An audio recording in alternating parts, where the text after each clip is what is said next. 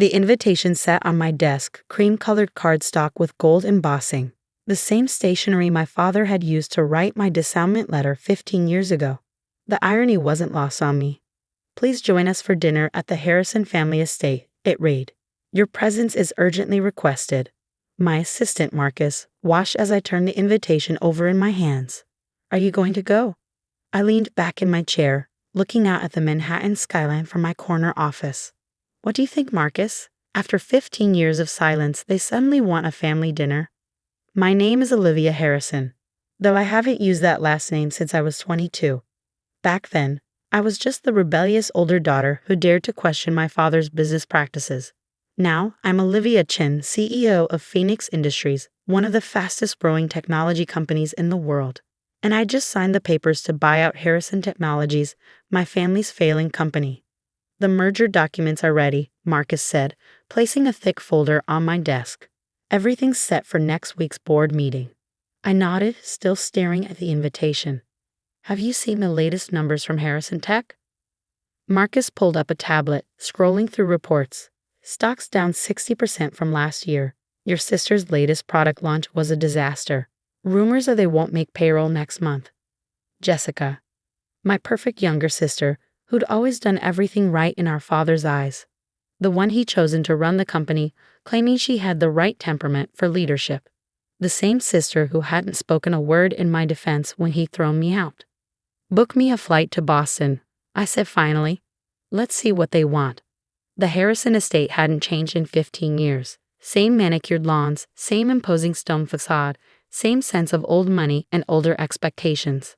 As my car pulled up the circular driveway, I saw other vehicles already parked. Jessica's Range Rover, my father's Bentley.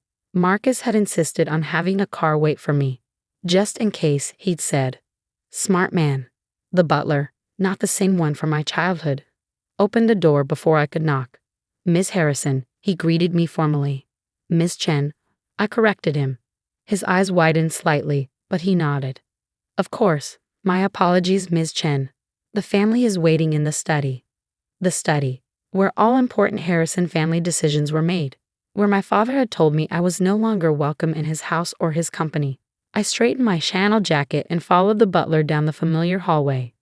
Family photos lined the walls. Jessica's graduation, her wedding, her taking over as CEO. My face was conspicuously absent, all traces of my existence carefully removed. The study door was open. Inside, my father sat behind his massive desk, looking older than I remembered but still radiating authority. Jessica perched on the leather sofa, her designer outfit not quite hiding her nervous fidgeting. And in a corner, my mother sat silently, just as she had the day I left. "Olivia," my father said, standing. "Thank you for coming." I remained in the doorway, not quite entering their space. "Well, when the great Richard Harrison requests your presence, how can you refuse?" Jessica flinched at my tone. Father's jaw tightened, but he pressed on. "Please sit. We have much to discuss." I chose an armchair near the door, crossing my legs and waiting. The silence stretched uncomfortably. Finally, my father spoke. "We're aware of your success in recent years." I raised an eyebrow. "My success? You mean building a billion-dollar company from scratch while you were grooming Jessica to run Harrison Tech into the ground?" "Olivia, please," my mother spoke for the first time. "We're trying to have a civil conversation." "Civil?" I laughed. "Like the civil way you all sat there while father threw me out, or the civil way you've pretended I don't exist for 15 years? Jessica stood up suddenly. "We made mistakes, okay? Is that what you want to hear? We were wrong." I studied my sister, really looked at her for the first time. The perfect blonde hair was styled as immaculately as ever, but there were shadows under her eyes, tension in her shoulders. Running a failing company didn't look good on her. "Why am I here?" I asked, turning back to my father. He sighed heavily, looking every bit his 65 years. "Harrison Technologies is in trouble. We need your help." And there it was. Not an apology, not an acknowledgement of the pain they caused. Just another business transaction. My help? I kept my voice neutral. "What kind of help?" "We've seen what you've done with Phoenix Industries," he said. "The innovation, the growth. We need that kind of thinking at Harrison Tech." I thought about the merger documents waiting in my briefcase, about the months of careful planning that had led to this moment. And what exactly are you offering? A partnership, Jessica jumped in. Co-CEO position. Equal say in the company's direction. I almost laughed. They had no idea how close they were to having no say at all. Let me get this straight, I said, standing.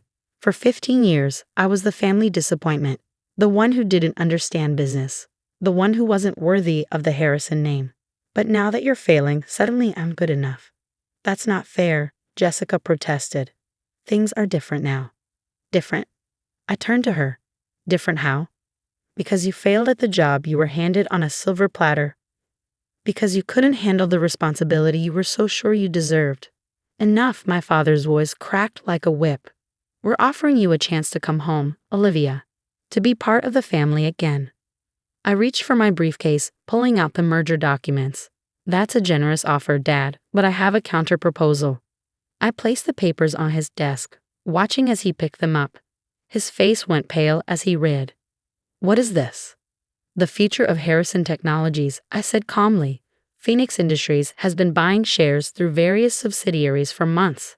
As of next week's board meeting, we'll own controlling interest in your company.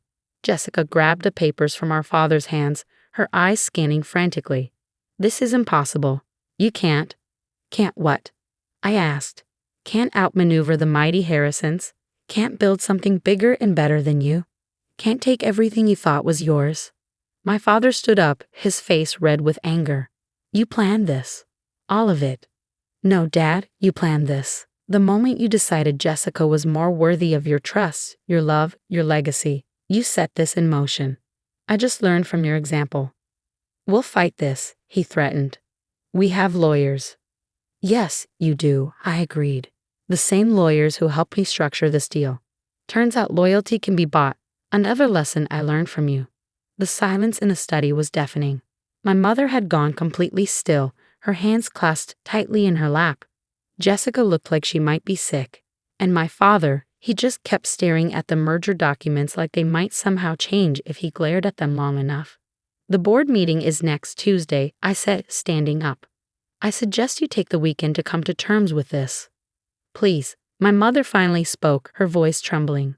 Olivia, we're your family. I turned to her, feeling the old pain surface. Family? Where was this family when Dad threw me out? When Jessica took everything that should have been shared between us? When I was struggling to build something of my own?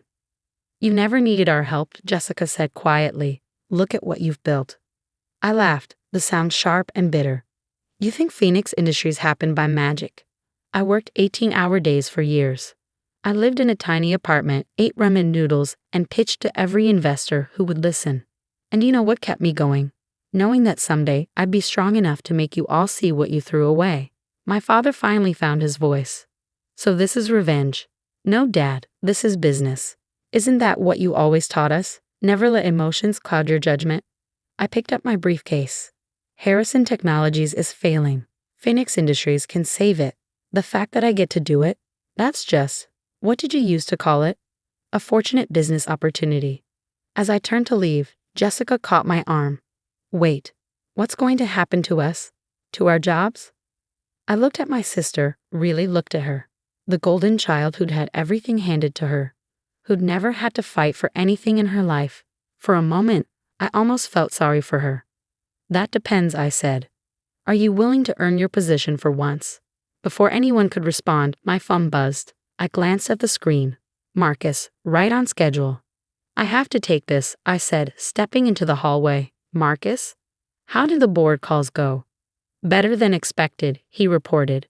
Most of them are already on board with the merger. They've seen the numbers. They know Harrison Tech can't survive without outside intervention. Good. And the press release?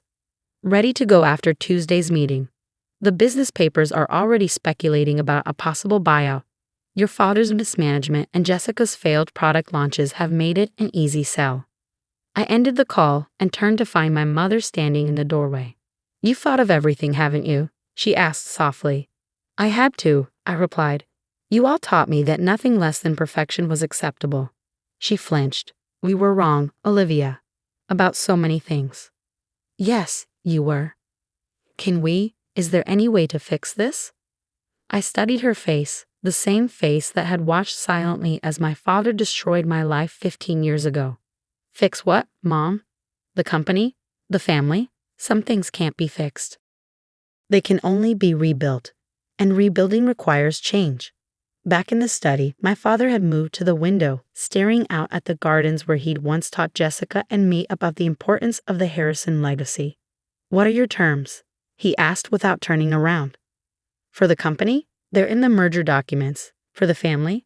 I paused. That's more complicated. Jessica looked up from where she'd been reading the merger papers. You're not firing everyone, are you? There are people who depend on those jobs. Unlike you, I actually care about the employees, I said. Anyone who's qualified and willing to adapt will have a place in the new organization. But there will be changes. Big ones. And us? She asked quietly. That depends on you. Are you willing to start at the bottom? Learn the business properly? Prove you deserve your position? She nodded slowly. I think I need to. Good, because that's your only option if you want to stay with the company. My father turned from the window. And me? You'll be offered a position on the board, non-executive, no direct management role. Your years of experience could be valuable, but you won't be running things anymore. He opened his mouth to argue, then closed it again. For the first time in my life, I saw Richard Harrison accept defeat. The board meeting is at 10 a.m. on Tuesday, I said, gathering my things. I suggest you all be prepared. As I reached the door, my mother called out, Will you stay for dinner? I turned back, looking at my family, really looking at them. My father, proud but defeated. Jessica, scared but finally understanding. My mother, hopeful but uncertain.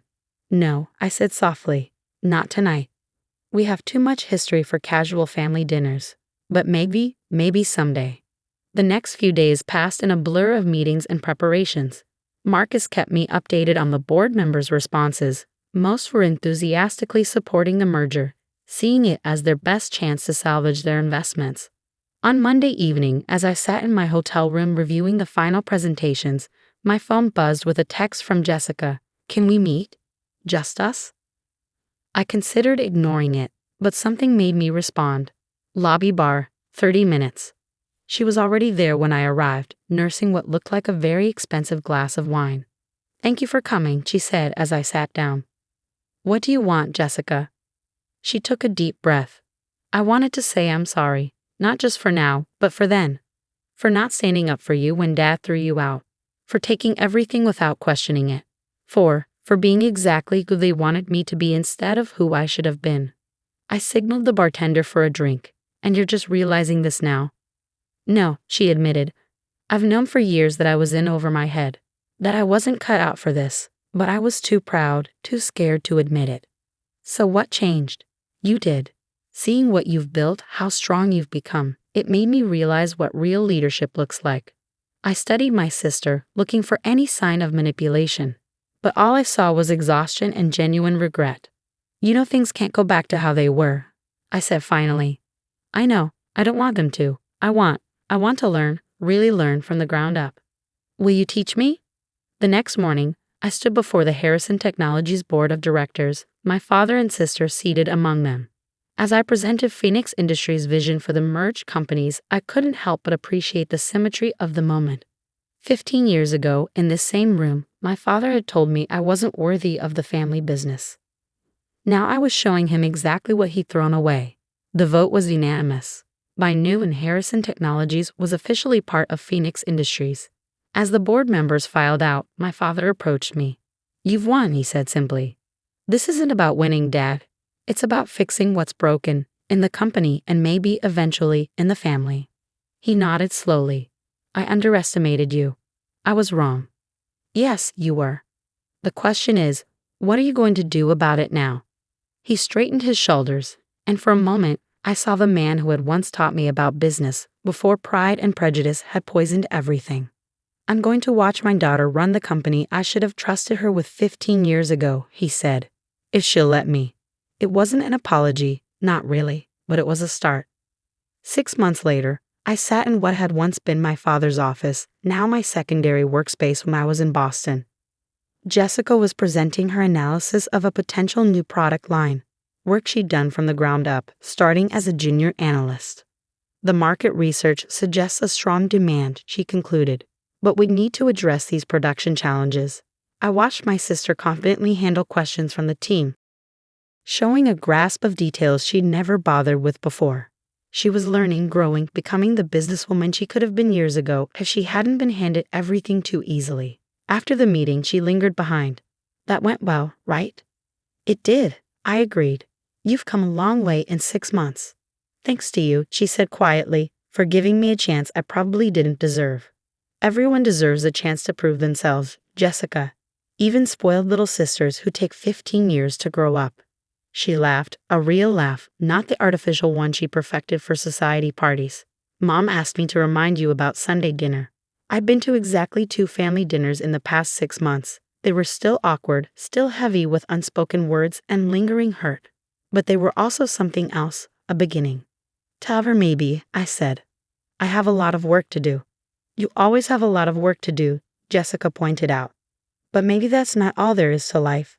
Maybe sometimes family dinner is just family dinner. I looked at my sister, really looked at her. The entitled princess was gone, replaced by someone more real, more substantial. Maybe, I agreed. We'll see. Later that evening, as I worked late in the office, I found myself looking at an old photo I kept in my desk. Me and Jessica as children, before expectations and favoritism had torn us apart. We were smiling, arms around each other, unaware of the years of pain and separation ahead. My phone buzzed. A text from Marcus. Board reports show Key 3 profits up 40% since merger. Harrison Tech Division exceeding all projections. I smiled, thinking about how far we'd all come. My father was learning to be a board member instead of a dictator. Jessica was earning her place instead of expecting it. Even my mother was finding her voice, slowly but surely. And me? I was learning that sometimes the best revenge isn't revenge at all. Sometimes it's showing people exactly what they missed out on, and then maybe giving them a chance to make it right. I picked up my phone and texted Jessica, "Tell Mom I'll be there Sunday, but I'm not staying long." Her reply came quickly. "Long enough for dessert? She's making your favorite chocolate cake." I thought about our mother, trying so hard to rebuild bridges with chocolate cake and Sunday dinners. About my father, swallowing his pride to learn from the daughter he'd once dismissed. About Jessica, working her way up from the bottom with no complaints. Fine, I texted back, but only because of the cake. Some might say I'd won. I had the company, the success, the vindication. But sitting there, looking at that old photo and thinking about Sunday dinner, I realized something important. Sometimes the greatest victory isn't in defeating your enemies, but in giving them the chance to become something better, even if it takes 15 years and a corporate takeover to get there. The Anderson family Thanksgiving had always been an exercise in subtle warfare, served alongside perfectly roasted turkey and passive-aggressive side dishes. This year was no different as I took my assigned seat at the far end of the table, as far from the successful siblings as possible. "Sarah, darling," Mother chirped, passing the cranberry sauce that probably cost more than what they thought I made in a week. We were just discussing Emily's new position as vice president at Goldman Sachs. My sister Emily preened, her diamond bracelet catching the light. "Youngest VP in their history," she reminded everyone for the 3rd time in 10 minutes. I quietly served myself mashed potatoes, thinking about the board meeting I ducked out of to be here. The acquisition papers were probably already on my desk, waiting for my signature.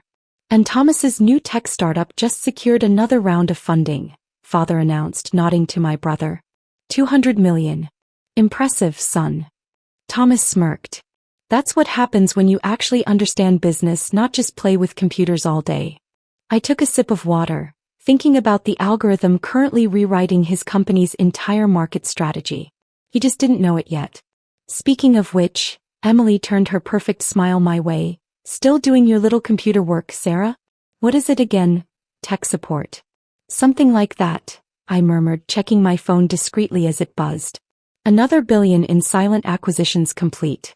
You know," Thomas leaned forward, "I could probably find you an entry-level position at my company. Something more legitimate than freelance coding."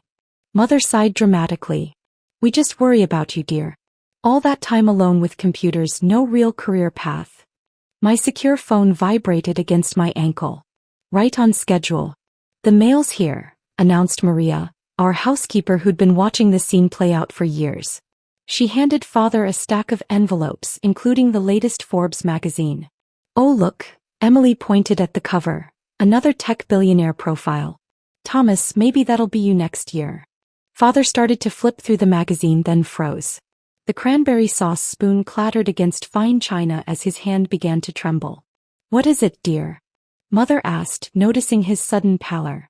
Silicon Valley's phantom billionaire revealed. He read aloud, his voice shaking. The mysterious founder of quantum technologies finally steps into the light. The room fell silent as he turned the magazine around, revealing my professional headshot on the cover. That's... Emily's perfect composure cracked. That's Sarah.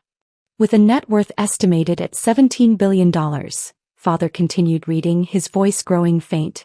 Sarah Anderson has quietly built one of the most influential tech empires in the world, all before her 30th birthday. Thomas grabbed the magazine. This has to be a mistake. She's just a freelancer. CEO and founder of quantum technologies, I corrected softly, pulling out my business card, platinum with a holographic quantum encryption that cost more than Emily's car. Though I prefer to keep a low profile. Mother's wine glass slipped slightly. But you work from home. From my penthouse office in the quantum tower, I smiled. The building Thomas tried to lease space in last month. His application was denied. By you, he whispered. By my AI system. It found your company's financials questionable. The turkey grew cold as Forbes magazine made its way around the table, each page turn revealing another layer of my carefully concealed empire. Emily's perfectly manicured fingers trembled as she read about my company's latest quantum computing breakthrough. Thomas's face grew increasingly pale as he recognized technologies his startup had been desperately trying to replicate. Quantum Technologies AI systems now power 70% of global financial markets, Father read aloud, his voice hollow. That's impossible. You're just the girl who plays with computers? I finished, pulling out my tablet. Check your investment portfolio, Emily. See who's been managing Goldman's top-performing algorithms. My sister's face went from superior to shocked in seconds. The Q-Trade system, that's been generating our record profits, that's yours? Along with the neural network running your risk assessments, the quantum encryption protecting your data, and the AI that predicted your promotion 3 months before your board did. I smiled slightly. Congratulations on that, by the way. Thomas lunged for his phone, frantically Googling his own company. Our new AI platform, the one we're announcing next week, will be delayed indefinitely, I finished. Your core technology infringes on 17 quantum patents. The cease and desist letters are being delivered now. As if on cue, his phone buzzed with notifications. The color drained from his face as he read them. But your company registration, Mother stammered. It's only 3 years old. That's just the public face, I explained, bringing up a holographic display from my watch. Quantum has existed for 8 years under different names. Shell companies, silent acquisitions, hidden subsidiaries. All building toward today. The hologram showed a web of corporations, all leading back to me. Companies they'd dismissed as minor players, startups they'd mocked as irrelevant, all pieces of my quantum empire. The Silicon Valley office you bragged about leasing, Thomas? I own the building. The investment firm that rejected your Series C funding? One of my subsidiaries. Even the tech blog that called your innovation derivative? Also mine. Emily's perfect posture crumbled. Those coding competitions you used to enter, the ones we teased you about, were beta tests for my quantum algorithms, the same ones now powering half the Fortune 500's operations. I checked my phone as another alert came in. Including, as of 3 minutes ago, Goldman's entire Asian division. Father's hands shook as he turned to the magazine's centerfold, a spread showing the Quantum Technologies campus, a gleaming complex of quantum research facilities and AI development centers. All those weekends you said you were playing video games, he whispered. I was building the world's most advanced quantum computer network. Those gaming marathons were actually global system implementations. I paused. Though I did enjoy letting you think I was just wasting time. Mother's voice quavered. The trust fund we cut off was reinvested in quantum research. That tough love lesson funded our first breakthrough. I smiled. The one that's now worth $4 billion in patents alone. Thomas slumped in his chair as another notification lit up his phone. My company's stock is dropping because investors just realized who actually owns your core technology. I checked my tablet. Don't worry. I'm having my team evaluate which parts of your business might be worth salvaging. As a subsidiary, of course. The room fell silent except for the gentle hum of my quantum-encrypted devices processing another $1 billion in transactions. Success metrics, market acquisitions, research breakthroughs, all flowing through systems I'd built while they thought I was playing games in my room. The Christmas gala, Mother suddenly gasped. The one you said you couldn't afford to attend. I was in Singapore opening our quantum research center. The gala's main donor. I pulled up the records. One of my holding companies. You've actually been working for me for years, Mother. Your entire charity board runs on quantum's donations. The Thanksgiving dinner had gone cold, untouched plates reflecting the shattered remains of family hierarchy. The grandfather clock ticked loudly in the silence, each second marking another revelation. Your private equity firm, I said to Emily, who was still staring at her phone in horror. The one you bragged about joining last month? Check who owns the controlling shares. Her fingers trembled as she pulled up the corporate structure. No, this can't. Quantum Ventures owns 72%. I needed a quiet way to monitor market trends, I explained, sipping my water. Your firm's analytics have been feeding my AI systems for years. Those brilliant market insights you took credit for? All generated by my algorithms. Thomas was still scrolling through the cease and desist notifications. The Series B funding we just closed was from one of my shell companies. I finished. I wanted to see how you'd use it. The results were disappointing. Though watching you pitch my own technology back to me was entertaining. Father cleared his throat, his CEO authority crumbling. The tech conference next week, your brother's keynote speech, has been reassigned, I said, checking my calendar. I'll be announcing Quantum's next generation of AI systems. Thomas can attend the breakout session on patent law. He'll need it. Mother's hands fluttered to her pearls. A gift from one of my anonymous charitable foundations. But darling, your social standing, working in technology isn't. Isn't what, Mother? I pulled up Forbes's wealth rankings on the dining room's smart display. Not as prestigious as Emily's VP title? Check the list. I'm 3 spots above her entire company. Emily's designer fork clattered against bone china. The charity ball committee will be restructured, I cut in. The foundation's focus is shifting to STEM education for underprivileged girls. You know, the ones you said weren't country club material. My quantum-encrypted phone chimed with another alert. The room's smart systems, all running on my technology, adjusted automatically. That reminds me, I continued, the family trust's investment portfolio. Father, you might want to check the holdings. He fumbled with his tablet, face growing ashen. Everything's been converted to quantum stock. 3 years ago, I nodded. When you were all too busy mocking my computer hobby to notice the transfer. Your spectacular returns? All from my company's growth. Thomas slumped further as another notification lit up his phone. My office access. It's been revoked. The building's security runs on quantum systems, I explained. Your biometrics no longer meet the required clearance. But don't worry. There's space in our incubator program. 4 promising startups that need guidance. Mother dabbed at her eyes with a monogrammed napkin, manufactured by one of my subsidiaries. The family Christmas card will be interesting this year, I smiled. Forbes is doing a follow-up piece. They're particularly interested in how the family that cut off their underachieving daughter now depends on her technology for their daily operations. The magazine lay open on the table, my cover photo seeming to watch as decades of condescension crumbled. Emily's VP badge, Thomas's startup dreams, father's investment genius, all revealed as pieces in my longer game. One more thing, I added, standing to leave. The family meeting next month will be at Quantum headquarters. 42nd floor of the building you couldn't afford to lease space in. Do dress appropriately. The Quantum sensors are particular about fabric quality.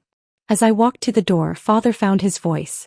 Sarah, wait, all these years we never what? I turned back. Never noticed that every device you use runs on my systems? Never questioned why your failed daughter never asked for money? Or never imagined that while you were planning Emily's VP celebration, I was planning global technological revolution? The silence was deafening. Happy Thanksgiving, I said softly. Oh, and Thomas, those gaming servers you ordered for your office? They're actually Quantum processors, running facial recognition, recording every time you called my work, cute little projects. My heels clicked on marble as I left, each step echoing with the sound of empire. Behind me I heard Mother's faint voice. She owns the country club too, doesn't she? My assistant materialized from the shadows. Should I tell them about the space program? Let's save something for Christmas, I replied, stepping into my quantum-powered car. Sometimes the best revenge is letting them discover just how wrong they were, one technology at a time. In the rearview mirror, I watched my family's perfect world crumble, their phones still pinging with notifications about my empire. The one they'd been too blind to see being built right under their noses. The quantum age had arrived. And they just realized who was controlling it. The week following Thanksgiving unfolded like a cascading system failure in my family's perfectly ordered world. Each day brought new revelations that shattered their remaining illusions about their computer-obsessed sister. Monday started with Emily's executive meeting at Goldman Sachs. I watched through my quantum security systems as she discovered that every trading algorithm, every risk assessment model, every digital tool she'd claimed credit for had my signature buried in the code. Your sister seems quite pale, my AI assistant noted, displaying the boardroom feed. Should we show her the real numbers behind her record-breaking quarter? Let her find those herself, I replied, signing off on another billion-dollar acquisition. When she realizes her entire division has been an elaborate beta test for Quantum's financial AI. Thomas's Monday was even worse. His startup's office access had indeed been revoked by my quantum security protocols. He spent 3 hours in the lobby, watching as his employees learned their real employer had been Quantum Technologies all along. Mr. Anderson is requesting an urgent meeting, my assistant reported. Schedule him for next month, I said, reviewing the patents his company had unknowingly developed for me. After the tech conference where he learns his revolutionary AI platform was actually training data for my quantum systems. By Tuesday, the financial press caught up. Headlines screamed, "Phantom billionaire controls Silicon Valley." My family's phones buzzed nonstop as reporters dug into my empire. Forbes wants a follow-up, my PR director said. They're curious how you built Quantum while your family called it wasting time. I smiled. Schedule it next week. In my office, the one Thomas couldn't rent. Wednesday brought patent lawsuits. Half of Silicon Valley got cease and desist orders. Your brother's lawyers are trying to reach you, my legal team said. Direct them to our IP division, I replied.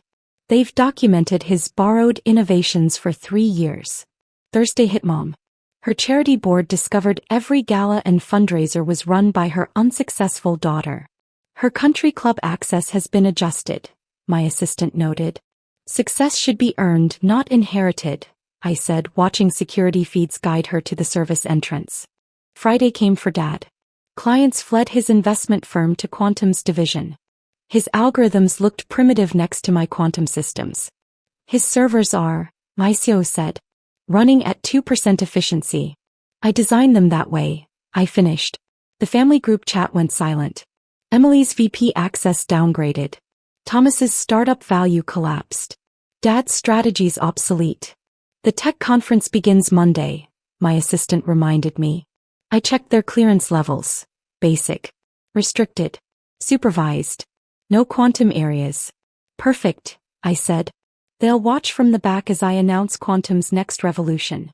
Make sure Thomas's failure is in the cautionary tales. Saturday delivered the final blow. Financial magazines published my full portfolio. Every company, every hidden innovation, every market I dominated. Mom's social committee wants emergency funding, my assistant said. Take it from Thomas's startup account, I replied. It's been growing in my quantum bank for years. Sunday morning, my quantum car purred outside the family mansion. Through tinted windows, I watched them huddle in the breakfast room, magazines with my face everywhere, phones buzzing. Next week's board meeting is confirmed, my assistant said. Your family's observer status is processed. Good, I said, engaging quantum drive. Let them watch from the back as their failed sister reshapes the digital world. Sometimes the best lesson comes from total system failure. The mansion shrank in my rearview mirror. Its old money grandeur couldn't survive the quantum age. The age their computer-obsessed daughter had quietly built, one dismissed coding session at a time. Easter lunch at the Chin family estate was always an exercise in competitive success. Designer dresses, luxury watches, and career milestones were served alongside Mom's traditional dishes. The annual parade of achievements had begun before the soup course. Maid managing director, my sister Olivia announced, jade bracelet catching the light. Youngest in Goldman's Asia division. Wonderful, darling. Mom beamed, adjusting her Van Cleef and Arpels necklace. And Michael's venture fund just closed another round, didn't you, dear? My brother-in-law straightened his Brioni tie. $3 billion in commitments. Largest fund in Singapore this year. I sat quietly at my usual corner of the table watching the performance. My simple black dress and lack of jewelry made me nearly invisible among the family's carefully curated display of wealth. Perfect. And what about you, Grace? Dad's attention turned to me, his Patek Philippe glinting. Still working on your computer projects? The table went quiet. All eyes turned to the family disappointment, 31, unmarried, and apparently wasting my MIT degree on coding in cafes. Something like that, I said, checking my phone. 2:58 p.m. Almost time. Olivia sighed, jade bracelet tinkling. You know, some of us actually have to work for a living. In real offices. Unlike some people, Michael added, smirking, who just sit in cafes all day with a laptop. 2:59 p.m. My phone buzzed silently. Grace, Mom set down her chopsticks. Don't you think it's time to join a proper company? Your sister could help. I finished, checking the time again. I'm doing fine, thanks. Michael snorted into his wine glass. Fine? That's not what success looks like in this family. Dad nodded sagely. The Chin name means something in Singapore. We have standards. 3 p.m. Right on schedule. Speaking of standards, I said, standing up, would anyone like to see what those computer projects actually involve? Olivia rolled her eyes. Another app? Or is it crypto this time? I walked over to the massive TV mounted on the wall where Bloomberg Asia played quietly. With one tap on my phone, I switched to the breaking news. Major announcement in the tech world, the anchor began. The most anticipated AI patent of the decade has just been sold for $9.4 billion. The buyer? Every major tech company jointly. The soup spoon slipped from Mom's perfectly manicured hands. The seller and inventor? Grace Chin, age 31, revealed today as the anonymous founder of Quantum Forge, the secretive AI research firm that's been revolutionizing machine learning for the past 5 years. That's not possible, Olivia whispered, her managing director title suddenly feeling very junior. My official photo filled the screen. Taken in my real office, the one that made Goldman's trading floor look like a school computer lab. Chen's breakthrough in quantum AI has been called the most significant advancement in computing history. Major institutions are reportedly paying billions for access to her proprietary systems. Billions. Michael choked on his wine. Actually, I turned to face my stunned family. That number's low. The patent sale was just the beginning. The licensing deals are worth significantly more. Mom's hand flew to her necklace. But you work in cafes. You mean the tech-enabled cafe chain I acquired last year? I smiled. I like to work from different locations. All 98 of them. 5 years, Dad managed to say. You've been running this for 5 years? While you were counting Olivia's bonuses? I projected my company's global reach onto the dining room wall. I was counting patents. That computer project you mocked? It's now worth more than every business deal this family has ever made. The broadcast continued. Sources say Chen's AI system is capable of processing power previously thought impossible. Her personal net worth is estimated at $15.8 billion. Olivia's jade bracelet suddenly looked very ordinary. Michael's $3 billion fund felt like pocket change. Dad's Patek Philippe seemed almost cheap. Too quiet to be successful? I quoted their favorite criticism. Funny how silence sounds when it's worth billions. The sound of helicopter blades filled the air outside. Right on schedule. That would be my ride, I said, gathering my things.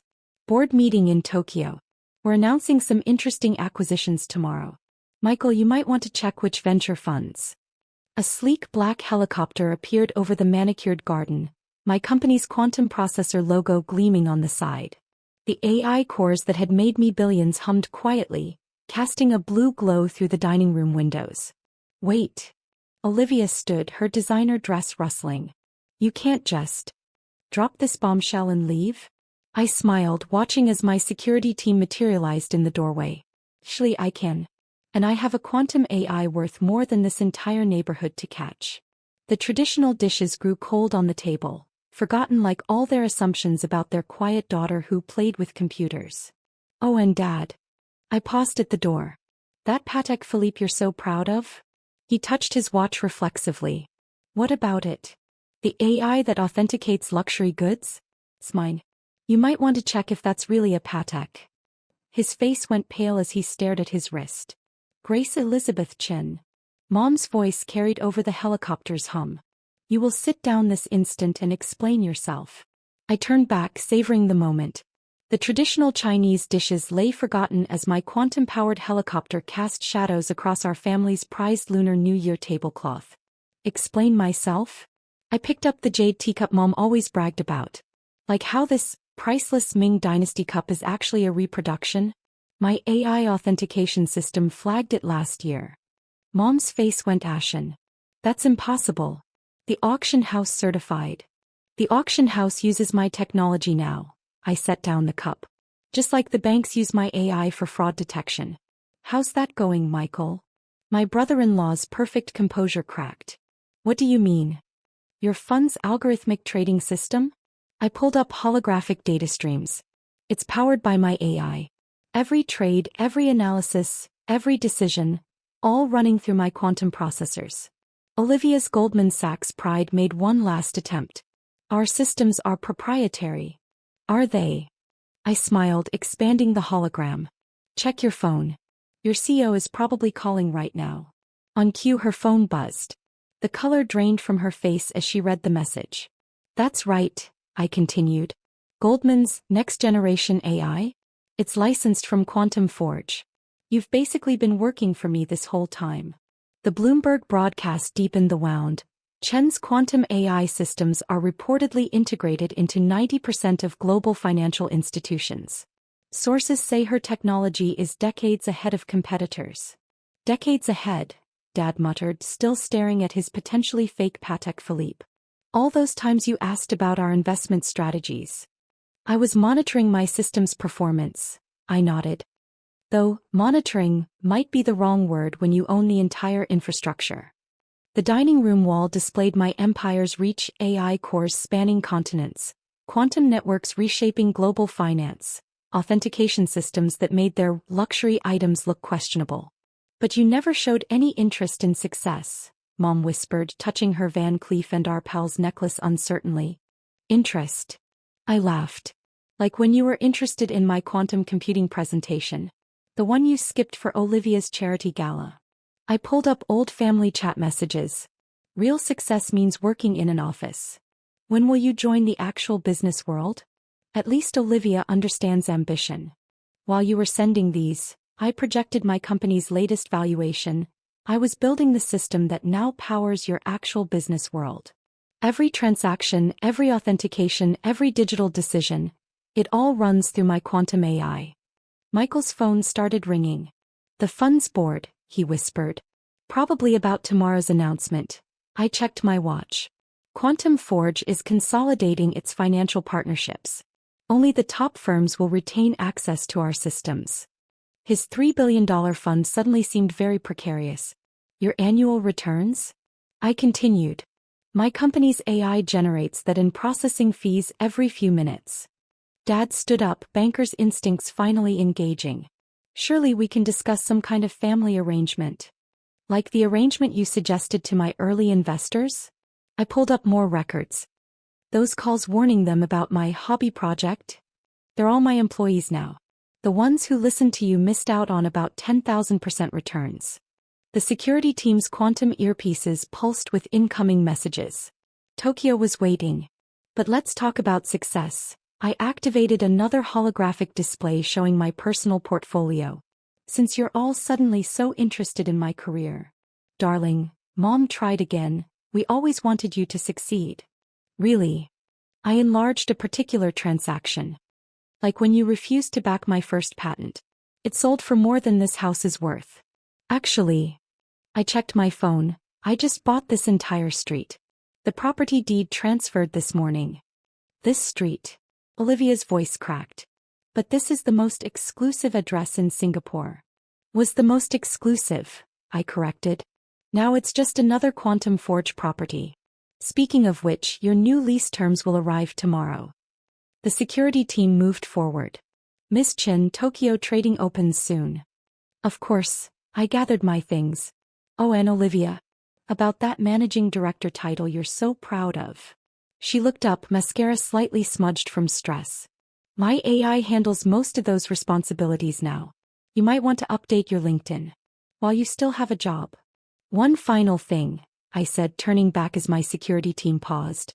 The quantum processors in the helicopter hummed above, their calculations worth more than every property on this elite street combined. Remember all those family dinners where you said I was too quiet to be successful? I picked up the Lalique crystal glass in front of my place setting. Let's talk about what silence really buys. Mom shifted nervously, her Van Cleef and Arpels necklace catching the quantum blue light. Grace, darling, we only wanted to help. I projected a new set of holograms. Like when you helped spread rumors about my failure at the country club? Images filled the air. Social events, business gatherings, family functions. In each one, a quiet figure in simple clothes sat in the background, observing. That's. Olivia leaned forward. You were at all these events. Every major tech and finance gathering for the past 5 years, I confirmed. While you were networking with middle management, I was quietly acquiring their companies. The Bloomberg broadcast shifted. Breaking. Global markets surge as Quantum Forge revelation sends shockwaves through tech sector. Multiple Fortune 500 CEOs reported to be in crisis meetings. That tech conference in Tokyo last fall? I turned to Michael. When you were so proud to be speaking on that venture capital panel. I owned the venue. And the tech. And most of the companies presenting. Michael's hands trembled as he reached for his wine. All this time. And Olivia's Goldman Sachs Leadership Summit? I continued. Where you told everyone I was still finding myself? I was there evaluating which AI systems to absorb in our acquisition. Olivia's perfect composure shattered completely. What acquisition? Tomorrow's announcement, I smiled. Quantum Forge isn't just selling patents anymore. We're consolidating the entire global AI infrastructure. Only the best talent will remain. Though being too quiet might actually be an advantage now. The quantum processors pulsed overhead, each calculation adding millions to my net worth. But what hurts most, I picked up Mom's prized jade pendant, is how quick you were to dismiss the quiet one. The observer. The one who listened instead of bragged. We never dismissed, Dad started. Really? I activated a final hologram. Like when you said I'd never understand real power? Let's talk about power, Dad. The air filled with real-time data streams, global financial flows, AI systems, quantum networks. All running through my processors. Every luxury item you own?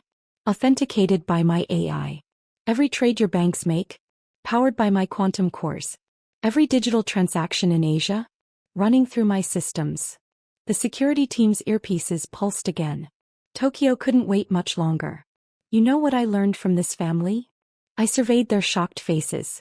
That true power isn't in making noise. It's in controlling the silence. Dad's banking pride made one final attempt. Tao, see here. See what? I cut him off. How your quiet daughter revolutionized global technology. How the one you called too reserved now owns the infrastructure running your entire world. The Bloomberg ticker told the story. Quantum Forge market cap exceeds combined value of top 10 tech companies. Chen's AI patents reshape global industry. Too quiet to be successful? I quoted their favorite criticism.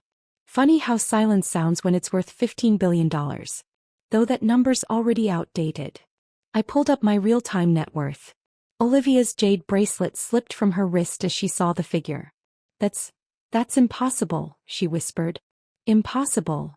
I laughed. I passed impossible 3 years ago. While you were all bragging about millions, I was quietly building trillions in infrastructure. The helicopter's quantum hum grew more insistent. Miss Chen, my chief of security, spoke softly. Tokyo is waiting. Of course, I nodded. Global markets don't pause for family drama. Unlike our traditions, quantum computing actually requires precision. I headed for the door, then paused. Oh, and Mom? That authentication system I mentioned. She touched her necklace nervously. Yes. It just finished scanning your jewelry collection. You might want to call your insurance company. And your dealer. Apparently, silence isn't the only fake thing in this family. The quantum processors pulsed one final time, casting harsh light over their stunned faces. The traditional dishes grew colder, forgotten like their assumptions about the quiet daughter who just coded. Happy Easter, I called out. The property management firm will contact you about the new lease terms. Being neighbors with a quantum computing facility tends to affect property values. As I walked out, I heard Olivia whisper, all those quiet moments. Yes, all those quiet moments. When the silent observer in simple clothes had built an empire while they bragged about titles and bonuses. Sometimes success is the best revenge. Sometimes it takes 5 years of silence. And sometimes, it takes a quantum processor worth more than their combined net worth to show them what real power sounds like. The helicopter lifted off, carrying me toward Tokyo and tomorrow's announcements. Below, the family estate grew smaller, diminishing like their outdated definitions of success. In the end, they were right about one thing. I was too quiet to be successful. By their standards. Sunday brunch at the Wellington Club was a monthly Anderson family tradition, as predictable as my sister Rachel's designer outfit and my parents' disapproving glances at my casual attire. I adjusted my simple black blazer as the maitre d' led us to our usual table, the one by the floor-to-ceiling windows overlooking the city skyline. The Anderson Tower, my father's pride and joy, dominated the view, its 60 stories of glass and steel gleaming in the morning sun. Sophia, darling, Mom said, smoothing her Hermes scarf as she sat down, you really could have dressed up a bit. This is the Wellington, not some downtown coffee shop. I bit back a response, taking my seat. The waiter appeared instantly. They always did at the Andersons' table. The usual mimosas, Dad ordered without looking up from his phone. And tell Charles we'll need the private room for next month's partners meeting. Rachel smirked over her menu. Some of us still have reason to use the private rooms here. The waiter returned with our drinks and Dad finally pocketed his phone. Speaking of partners meetings, Rachel closed the Martinez merger last week. $300 million in assets. He beamed at my sister. Youngest senior partner in Anderson Consulting's history. It was nothing, Rachel said, adjusting her Van Cleef and Arpels necklace. Just doing my job. She turned to me with fake concern. What are you doing now? Still at that small firm downtown? I took a sip of water. Something like that. Sophia insists on finding her own path, Mom said to her eggs Benedict. Though why anyone would leave Anderson Consulting for some tiny startup is beyond me. It's not exactly, I started, but Rachel cut me off. Oh, did you see the news about the Anderson Tower's West Wing expansion? She practically bounced in her seat. Dad's adding 20 more floors. The largest private office space in the city. Not just the city, Dad corrected, his chest puffing up. The entire Pacific Northwest. Anderson Consulting will occupy the top 15 floors, of course. Premium clients only. I checked my phone, hiding a smile. 10:58 a.m. Almost time. Sophia, put that phone away, Mom scolded. Honestly, what's so important at that little company of yours that can't wait until after family brunch? Actually, I began but was interrupted by commotion at the club's entrance. A man in an expensive suit burst into the dining room, making a beeline for our table. I recognized him as James Peterson, the Wellington Club's property manager. His face was flushed and he was clutching a tablet like a lifeline. "Mr. Anderson," he called out, earning disapproving looks from nearby diners. "Mr. Anderson, sir." Dad frowned. "James? What's the meaning of this interruption?" "Sir, I apologize, but there's been a development." James glanced at his tablet nervously. "About the building, sir. The new owner is here." "New owner?" Dad's frown deepened. "What new owner? I've been a member here for 30 years. The Wellington isn't for sale." "It was actually," James said, wiping his brow with a handkerchief. "The sale was finalized last night. The entire block, including the Anderson Tower, has been acquired by Quantum Securities." Rachel's mimosa glass froze halfway to her lips. "The Anderson Tower? But that's impossible. We own that building." "Not anymore," James said. "The new owner is here to discuss the transition. They're waiting in the main office." Dad stood up, his face reddening. "Now see here, James. There must be some mistake. No one could purchase the Anderson Tower without my knowledge. I own controlling interest." "You owned controlling interest," I corrected quietly, standing up. "Until 10:59 a.m. today." The table fell silent. 3 pairs of eyes turned to stare at me. "Sophia." Mom's voice wavered. "What are you talking about?" I smoothed my casual blazer, a custom piece worth more than Rachel's entire outfit. "James, I believe you're looking for me. I'm the new owner." Dad's coffee cup clattered against his saucer. Rachel's perfectly glossed mouth fell open. Mom's hand flew to her pearls. "You." Rachel managed to squeak. But you work at that tiny firm." "Quantum Securities," I corrected her. "Though we're not exactly tiny. That small office downtown is just our local branch." I turned to James. "I trust the paperwork is ready?" James nodded frantically. "Yes, Ms. Anderson. Everything's prepared just as your team specified." "Good." I picked up my phone, watching as the timestamp turned to 11 a.m. Right on schedule, my phone buzzed with notifications. The transfer was complete. "This is absurd," Dad sputtered, his face now approaching purple. "Sophia, what game are you playing?" I smiled, pulling up the property documents on my phone. "No game, Dad. Just business. Though I have to say." I paused, savoring the moment. "It's interesting how quickly things change. One minute you're mocking my career choices and the next." The notifications kept coming. Headlines would be breaking any second now. 5 years of careful planning, of quiet acquisitions, of building my empire while they mocked my small firm, had led to this moment. "Shall we step into the office?" I gestured toward the door. "We have some changes to discuss about the Anderson Tower. Though I suppose we'll need to call it something else now." The sound of Dad choking on his coffee was just the beginning. Breaking news in commercial real estate. The club's mounted TV suddenly blared. In a stunning move, tech giant Quantum Securities has acquired the Anderson Business District in a deal valued at $4.2 billion. The mimosa in Rachel's hand slipped, orange liquid splashing across her white Chanel dress. Mom's face had gone so pale her expertly applied blush looked garish. "The deal includes the prestigious Anderson Tower," the reporter continued as footage of my building appeared on screen. "Sources confirm that Quantum Securities, led by CEO Sophia Anderson, has been quietly acquiring properties throughout the financial district for the past 3 years." 3 years. Dad's voice cracked. "You've been planning this for 3 years?" I pulled out my tablet, projecting a holographic display of the district map. Red dots illuminated each property I now owned, nearly 40 buildings, forming a perfect circle around the Anderson Tower. "Actually, 5 years," I corrected, zooming in on the tower. "That small firm downtown you mocked? It was just the tip of the iceberg. Quantum Securities operates in 28 countries. We manage over $50 billion in assets." James, the property manager, cleared his throat. "Ms. Anderson, your team is waiting in the office." "In a moment," I said, enjoying the way Dad flinched at hearing his title used for me. "I think my family might need a minute to process." Rachel's perfectly manicured hands trembled as she reached for her phone. This can't be real. You're just a junior partner at some tech startup. So, I corrected, pulling up another screen. And Quantum Securities isn't just tech. We're the largest private owner of commercial real estate in 3 continents. That small office you laughed at? It's the command center for our AI-driven property management system. The TV continued its broadcast.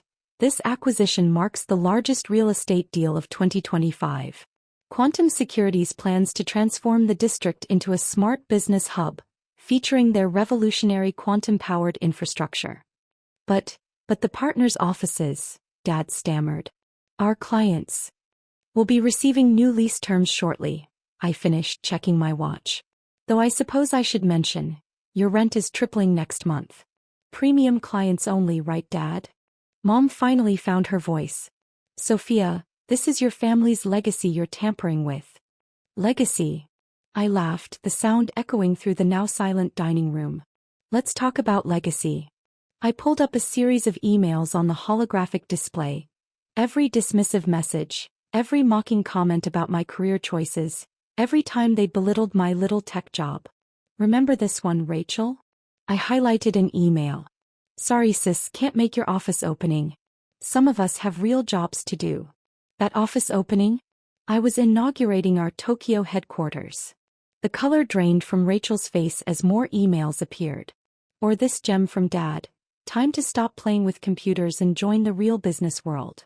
I sent that email from my private jet, flying back from closing a $1 billion deal in Dubai. Why didn't you tell us? Mom whispered. Tell you. I raised an eyebrow. Like when I tried to tell you about my first major acquisition, and you interrupted to talk about Rachel's new corner office. Or when I attempted to explain our AI systems, and Dad said I was wasting my potential? James shifted nervously. Ms. Anderson, about the transition meeting. Yes, of course. I stood straightening my blazer. Dad, you'll want to attend this. We're discussing the new tenant requirements.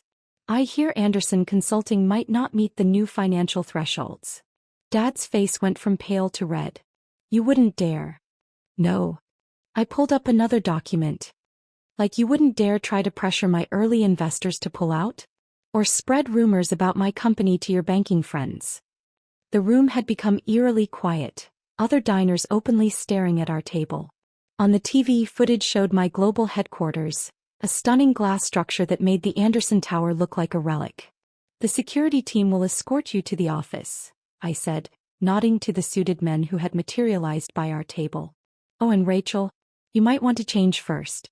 That mimosa stain clashes with your power outfit. Sophia, please. Mom reached for my arm. We can discuss this as a family. We are discussing it as a family, I replied, checking my phone as more notifications poured in. And look, the business world is discussing it too. Headlines flashed across my screen. Quantum Securities acquires Anderson Empire. Sophia Anderson, the hidden titan of real estate. Anderson Tower falls to new Anderson dynasty. The security team moved forward, ready to escort my shell-shocked family to the meeting that would dismantle their world. Coming, Dad? I asked, watching him struggle with this new reality. We shouldn't keep the board waiting. They're eager to meet the man who thought his daughter was wasting her potential. The look on his face was worth every second of the past 5 years. The Wellington Club's private office had never felt smaller than when my family filed in behind me. The massive mahogany table, once the scene of countless Anderson Consulting deals, now hosted a different type of family meeting. My executive team was already seated, Harvard MBAs, tech pioneers, real estate moguls, all rising respectfully as I entered. On the wall-mounted screens, board members from around the world joined virtually, their faces serious against backdrops of London, Tokyo, and Dubai. Please sit. I gestured to the remaining chairs, watching Dad's face as he realized he was no longer at the head of the table. That spot was mine now.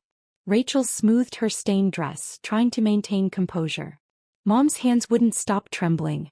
Dad just stared at the Quantum Securities logo rotating on the screens, his empire crumbling in real time. Let's begin, I said, activating the holographic display. A 3D model of the Anderson Business District materialized above the table. Phase 1 of the transformation starts next week. Transformation. Dad's voice cracked. You can't just. I cut him off, highlighting sections of the model. The Anderson Tower will be completely gutted and retrofitted with our quantum computing infrastructure. The West Wing expansion you were so proud of? It's being redesigned as our new AI research center. Rachel leaned forward, her business instincts finally kicking in. Sophia, surely we can discuss some kind of family arrangement. Like the arrangement you suggested to my early investors? I pulled up another document. Tell me, Rachel, did you really think I wouldn't find out about your attempts to sabotage my funding rounds? Her perfectly composed face cracked. I was trying to protect you. From what? Success. I expanded the hologram to show the entire district. While you were playing office politics, I was revolutionizing real estate. That small firm you mocked? We process more transactions in an hour than Anderson Consulting handles in a year. The global board members nodded approvingly. They'd all heard the stories of my family's dismissal of my work, and now they were witnessing the reckoning. The numbers, Ms. Anderson? My CFO prompted. Of course. I pulled up the financial projections. Current market value of the Anderson Business District, $4.2 billion. Projected value after our quantum upgrade, $12.8 billion. Dad's hands gripped the table edge. 12.8 billion, I finished. Though that's conservative. Our AI models suggest it could go higher. I turned to my family. Which brings us to the matter of your offices. Mom's pearls clinked as she straightened. Surely you wouldn't evict your own family? No, I agreed, pulling up another document. I'm offering you a choice. Anderson Consulting can stay at 10 times your current rent. Or, Rachel whispered. Or you can accept our buyout offer. I slid tablets across the table, displaying the numbers. Quantum Securities will absorb Anderson Consulting. Your clients, your contracts, everything. The figures on the tablets made Rachel gasp. Mom's hand flew to her throat. Dad just stared, his empire reduced to a number on a screen. You have 1 hour to decide, I continued, standing. My team will walk you through the details. I have a press conference to attend. Press conference? Dad's head snapped up. Yes, I smiled, straightening my blazer. On the roof of my building. You know, the one you said was a waste of prime real estate? It's now worth more than the Anderson Tower. The screens behind me filled with breaking news. Quantum Securities revolutionizes business district. Sophia Anderson, from overlooked to overseer. Anderson Consulting faces uncertain future. 1 hour, I repeated, heading for the door. Oh, and Dad, remember when you said I'd never understand real power? I paused, savoring the moment. How does it feel to be on the other side of it? The helicopter's distinctive whir grew louder outside. My pilot's voice came through my earpiece. Ready when you are, Ms. Anderson. I took one last look at my family. Mom clutching her pearls, Rachel staring at the buyout figures, Dad slumped in his chair, finally understanding what he'd lost. The papers are waiting on the roof, I said. And so is your future. Choose wisely.